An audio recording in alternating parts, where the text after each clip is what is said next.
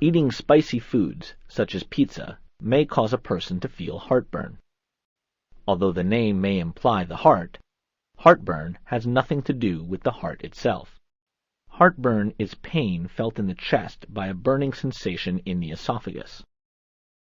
Here you can see the pizza passing from the mouth to the esophagus and on to the stomach. At the junction between the stomach and the esophagus is the lower esophageal sphincter. This muscular sphincter acts as a valve that normally keeps food and stomach acid in the stomach and prevents the stomach's contents from regurgitating back into the esophagus. However, certain foods may affect the lower esophageal sphincter, making it less effective.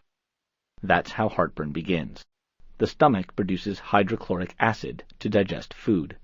The stomach has a mucus lining that protects it from hydrochloric acid, but the esophagus does not.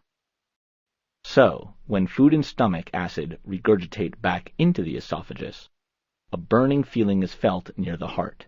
This feeling is known as heartburn. Antacids may be used to relieve heartburn by making stomach juices less acidic, thereby reducing the burning feeling felt in the esophagus.